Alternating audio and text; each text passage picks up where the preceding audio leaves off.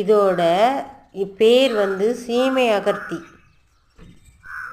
இது மருத்துவ குணம் வாய்ந்த ஒரு மூலிகை.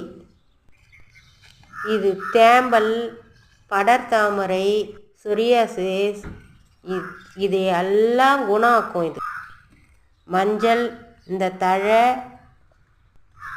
எலுமிச்சம்பழம் ஒன்று எடுத்து சாறு இதை போட்டு நல்லா அந்த தழை இது மூணுத்தையும் ஒன்றா சேர்த்து அரைச்சி அந்த சொரியாசிஸ் அந்த படர்தாமரை எல்லாம் இருக்கிற இடத்துல போட்டு விட்டு ஒரு 2 hours கழித்து அந்த இடத்த நல்லா போட்டு கழுவி விட்டுருங்க.